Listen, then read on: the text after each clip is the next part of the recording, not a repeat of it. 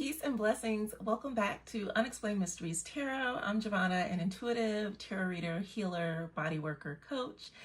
This is my tarot channel to explore not only my own personal readings, do deck studies, deep dive into topics about unexplained mysteries, conspiracy theories, and all of those wacky things that interest me. So I have narrowed it down to 6 decks. 3 tarot, 3 oracle that I would like to be the mainstay decks that I use. It took me a while and I just sat down and I'm like, okay, which ones? And I just let it come to me. So very interesting. Well, not so much so. I feel like the tarot decks were really clear on which ones those would be. The oracles were a little tricky. And that's not to say I won't pull in other decks depending on what I'm reading or what I feel, but I really want to work with these core decks for these particular readings. I will be moving soon, which means I'll be packing up my collection. So I'm gonna try to pick 2 to 3 decks for each category of reading. So I've been doing more work with my dreams with divination. So I have a few tarot oracle decks that I would like to use for that. And then abundance, love, the different readings that people may schedule for me just so I can have some decks on hand. So I'm hoping it'll be no more than 20 to 30 decks that I have out and available while I am in this transitory state. I'm really not looking forward to boxing up my collection because most of my decks were in storage for a few years. And my heart can't take being away from my babies that long again. They definitely like being out and being handled. I think one of the best things that I did was when I went through my collection to see which decks would be fun to use for these kind of paranormal, supernatural readings, because it gave me the opportunity to touch and connect and consider my collection again. And it's a really beautiful collection. There were a few decks that I was I could totally get rid of these.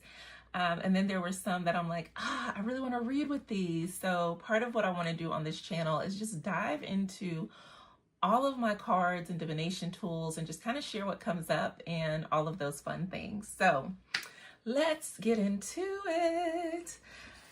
This one was a no-brainer.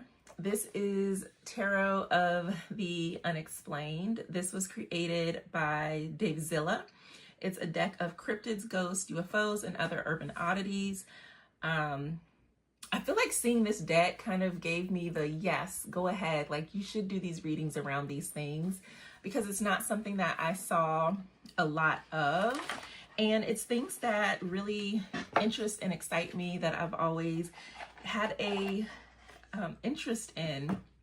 I really love this deck because even though the artwork isn't my favorite style, it's kind of that flat, kind of 2-dimensional artwork, but it reminds me of not a comic book. It reminds me of something that I've seen before, whether it was in a show or a movie, where I don't know, it's like another dimension, I guess is what I'm trying to say. What I like is that the suits and the majors are all aligned to supernatural and paranormal phenomenon. For instance, 9, which would be the Hermit, is actually the Yeti in this deck. It provides upright and reversed meanings that for the most part do resonate with traditional tarot, but what I really love is that there's a phenomenon associated with each card. So for Yeti, it's citing a cryptid or creature that's rarely seen, like an endangered species or spirits that appear only to you. So it goes just a little bit deeper. It's not just a deck where they were oh, let's just put ghosts and UFOs on cards and not have that connection. I do appreciate the artwork and the color imagery in the deck and how each of the minors, it feels kind of like a story. So the suits in this deck are saucers, there's knockers, portals, ghosts, and saucers. and I feel like this will be a really great deck to work with. So I'll just share a few more of the cards. There's the back of the cards. There's the portals. What's that? Skeptic of saucers. The not the minors, the court cards are like people who are like ghost hunters, or they're skeptics, or they're people who are interested in these things. So it's going to be really interesting to see how these cards operate and how they talk to each other. I also really love the gilding. So there's Ace of Knockers. And I believe that there's a story interwoven throughout the minors as well. There's a Thunderbird, which would be what, Justice or Strength. I'm not sure if those two were swapped in this deck. I'll have to check that out. There's Skeptic of Portals. So yeah, that is one of the decks that I will definitely be working with. I love the inside of the box, says "We are not alone." So that is Tarot of the Unexplained. Next, we have the Ghosts and Spirit Tarot that I recently shared on my channel. This one, again, I just really appreciate the artwork and the tone and the intention that was put in this deck. And this one is by, I think it's Lisa Hunt. Yes, Ghosts and Spirits Tarot by Lisa Hunt. Each of the cards, again, is associated with a being, or like death is associated with Grim Reaper. 15 is chains. That's associated with Jacob Marley from A Christmas Carol. Is that the one? Let me see. Yeah, that's the one that I was like, it reminded me of that Christmas movie. So yeah, I like the artwork and the imagery. It feels very ethereal, otherworldly. This is the sun. So you can see there's different spirits and beings and energies in the card. And I just thought it would be really great because this is a deck that's aligned to work with spirits and otherworldly beings. So why not include it in as one of the major decks? Because both of these decks have their own language, they are ones I would like to really like study and learn and work with, so that I not only understand the language, but develop my own language as I go about doing these different types of readings. The next tarot deck is the Galactic Star Tarot by Pamela Chin and Alexandra Hanley. This is definitely like a starseed deck, and I thought it would be really good to work with.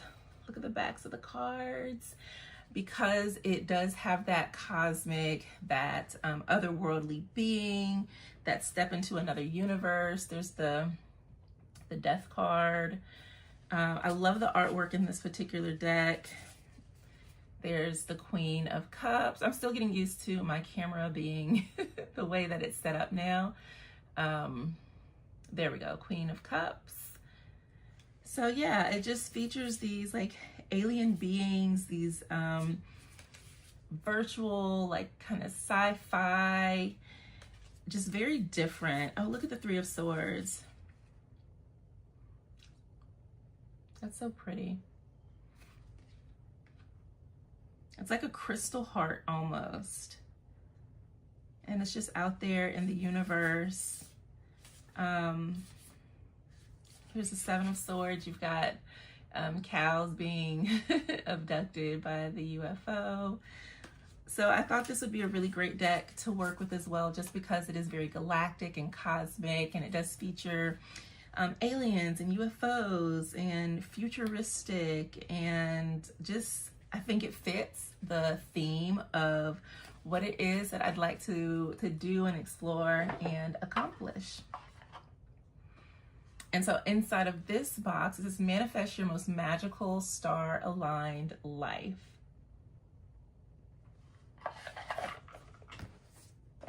So those are the 3 tarot decks.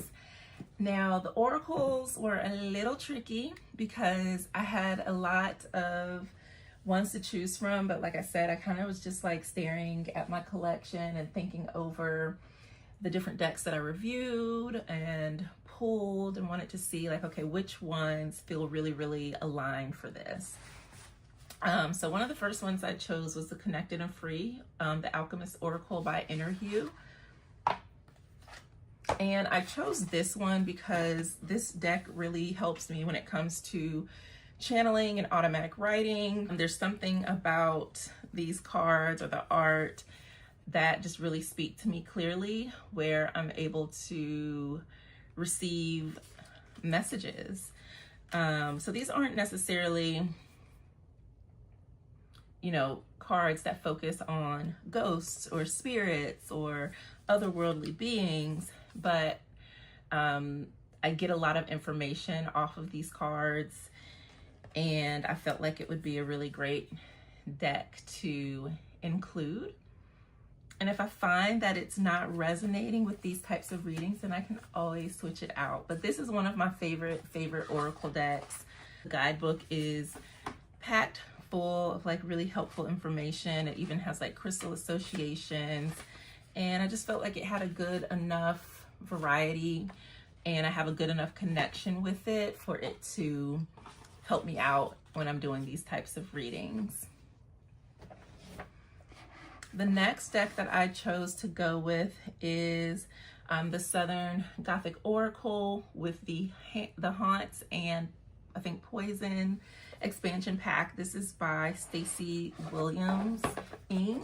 I chose this one because I did have the expansion pack that included like the Haints or the Haunts, the different ghosts and beings. There's the Mothman, and also had like the Poison deck that featured plants. So there's like Deadly Nightshade. And then again, it's the Southern Gothic Oracle, so it is tied into like Southern culture, which again resonates with me because I grew up in the South. So there's a black walnut and a nest of wasps. So yeah, I think this would be, here's another, like the Bell Witch. And I like having these different decks connected because I think even like when you combine decks, you can still get information based off of, okay, well, this came out of the, you know, the poison, or this is related to a plant, or this is related to, you know, some type of energetic being. So like that can also lend information to the reading as well. So yeah, that's the Southern Gothic Oracle that I will be using along with my tarot decks. Then I chose the Uncover Your Past Lives Oracle. This is by Mandy Peterson. This one I chose because it has so much information on the cards. It can give time frames, lessons, passing, how someone transitioned, locations, trauma that an area or an individual may have experienced, as well as like faith. So there's a lot of different ways that I can work with these cards.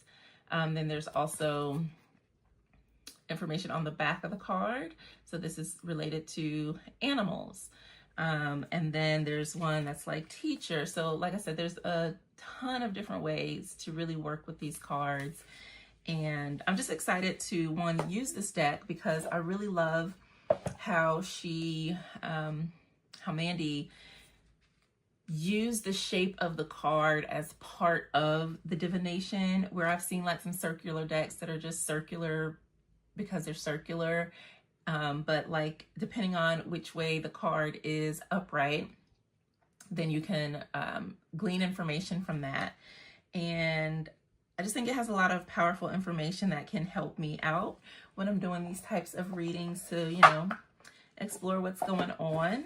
So those are the 6 decks that I chose. I have not read with any of these tarot decks. I haven't even really gone through the Galactic Star Tarot yet. And I do think I did go through the tarot of the unexplained, but not super in depth. So that's what I'm going to be doing, is getting to know my decks and starting to do some readings with them and seeing what comes up, what I can explore. I did do a kind of like launch spread that I shared for myself and for this project.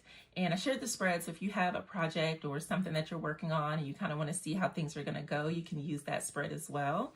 But it's very illuminating and insightful to see like what this endeavor, this experience, what it is going to help unfold for me. I think for sure it's definitely just going to help me deepen my relationship with divination, with my intuition, which is always something that I'm, working towards, as well as, strengthen skills in other areas.